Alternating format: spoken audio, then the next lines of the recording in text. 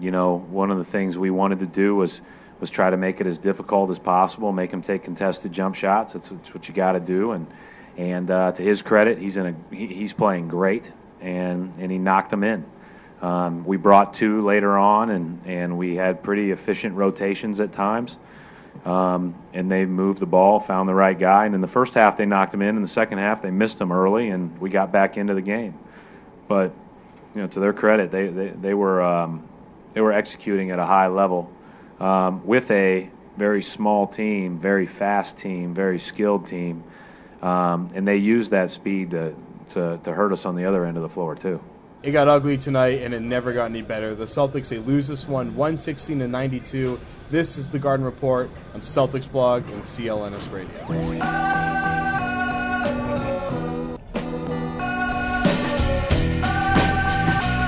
All right, welcome to the special edition of the Garden Report, because we got some guests tonight. It's been a while since we've had guests, but we've got Gethin Coolbaugh. Welcome to the show, Gethin Coolbaugh. Thank you. I'm and honored Travis to be back. Singleton joining us here tonight. Thank you. So we're going to get into this one. Carmelo Anthony goes off. Tim Hardaway goes off. It was a weird night. It was a bizarre world. As Ben Watanabe from Nesson, friend of the show, put it, it was a weird night where Rondo is lecturing the rookies and Carmelo Anthony gives the game ball to Cole Aldridge.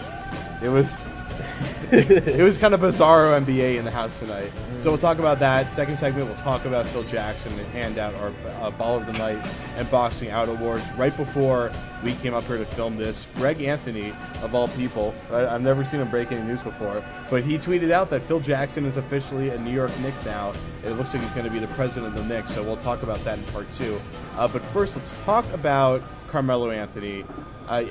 You're never going to be able to stop him. That's an accepted fact of life. Yeah. But he hit the three-pointers tonight, and Brad Stevens talked about after the game how they would try to show as hard as they could on those pick and rolls to just get him as far out away from as they could, get Ray Felton as far out away as they could. But Melo was still getting the ball, and I mean, his shooting percentage is always going to be bad, Travis. Yeah. That's just another fact of life. Yeah. He's going to score a lot, and his percentage will be garbage. Definitely. But he still got it done, and it wasn't even close. Yeah.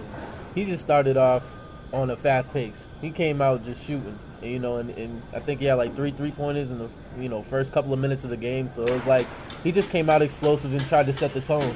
And when you want to come into a game against a rival that already knows how you play and they know your game and your style, you want to make sure that you switch it up a little bit, and he definitely did. Like usually he'll go to the basket a lot in the beginning of his games, but then he just came out shooting. They gave him space, and he took advantage of Brandon Bass all night. Yeah, I mean, Gethin, Brad talked about how they wanted to get Jeff Green on him, but matchup-wise, that was almost impossible to do tonight. So Brandon's getting the assignment. Brandon has had a track record of being somewhat effective on Carmelo Anthony, but Brandon seems like he's been in a little bit of a funk lately, too. Even though he's been, it's weird when Brandon Bass is starting. It seems like he plays. I feel like he's better when he's coming off the bench this year, at least.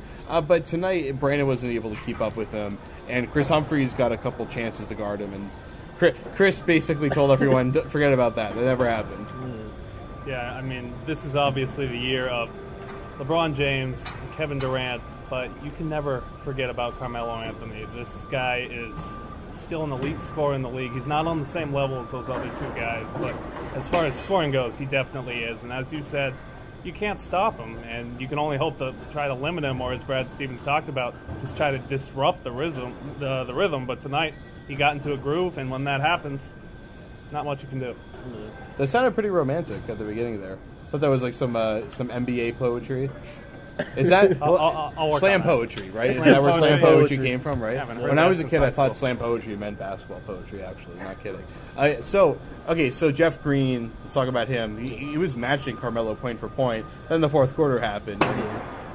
Green, I think he had 2 more points in the fourth quarter, while Melo had another 9 or 10. So, I mean, that's the difference right now between Jeff Green and Carmelo Anthony. But Travis, Jeff Green had 27 points, but he shot for 10 for 21, which wasn't bad. Was tonight a good night for Jeff Green? It was a good night for him, but the thing is, my problem with him this season is he's just been inconsistent, very inconsistent. He shows up one game, and then the next game he drops a dud on us, and the thing is, one thing I can say about Jeff Green is when the magnitude of the game is to his liking, like when he has a star coming, like a Carmelo Anthony or, you know, LeBron James or somebody like that, he'll bring his game to another level to try to match their intensity, you know. But the thing is, it's like he still has to remember that he's a role player. You know, at the end of the day, this is Rondo's team, and he can try to go bucket for bucket with Carmelo all he wants, but we all know who's winning that battle. And at the end of the day, that person won that battle, and that's Carmelo Anthony. His team won. You touched on him being a role player, and I think that's the optimal word. Sherrod Blakely wrote about that earlier this year, how really Jeff Green in that star role is out of his role. I mean, you saw him have success last year off the bench. And, you know, I was someone who thought, you know, hey, coming into this year, someone has to score, right? I mean, Jeff Green could have an all-star year based on that, but as you said, he's just been so inconsistent. And as one question in the postgame to Brad Stevens was very well put tonight, just, you know, is Jeff Green one of the most inconsistent players that you've ever seen? And he certainly is for me, I would say that. That's a tough question. It's hard to answer that on the spot. I thought he handled it pretty well. You know, the thing that we talked about in the last episode, which I know you guys watch, of course. Of course. And we talked about how with Green, he, before Rondo came back, was not taking like more shots like you thought he would. You thought he'd be taking 17, 18 shots a game. You look at all the other bad teams around the league that have their main score, they usually take at least 17 shots, all the way up to maybe 20 shots a game. Jeff wasn't doing that, but now Rondo comes back. In February, he averaged 17.5 shots a game and 20 points a game. So with Rondo back, it's with Jeff, it's not like with more opportunity he's going to produce more and be more aggressive. It's when he feels like he's in his comfortable role. That's when you start to see the real Jeff Green. And we've seen the real Jeff Green, it looks like, for the last month and a half, and he's a lot closer to what we expected out of him. What I really think with Jeff Green is he needs somebody else that's going to take the shine. You know, somebody else that's going to take the blame. Somebody else that's going to take charge, you know, and then he can do all the things, the good things that he does, the rebounds, the points and everything like that. He can do all of that when he doesn't have the main attention. And that's what he needs. He needs somebody else to get the attention so he can, you know, behind the door, closed doors, he can do all his dirty work and handle business on the boards. He's a great player. It's just inconsistency is what's killing it. You know, he goes to the basket. That's what you want. You want somebody that goes to the basket, creates a jumper. His 3-pointers improved. You know, so he needs somebody else like Rondo that's going to take the blame for every game, and you know that's what it is. Does Rondo really take the blame for every game? Or just He's the captain. He just say no. He's the captain. He really just says no. Really. I mean, no. The captain takes the blame.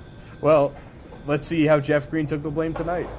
It's real tough. I mean, we got put in a hole. They got an early start, gave him a rhythm, and it was hard to get him out that rhythm. Just being aggressive. Shots started to fall. And just continue to go at it.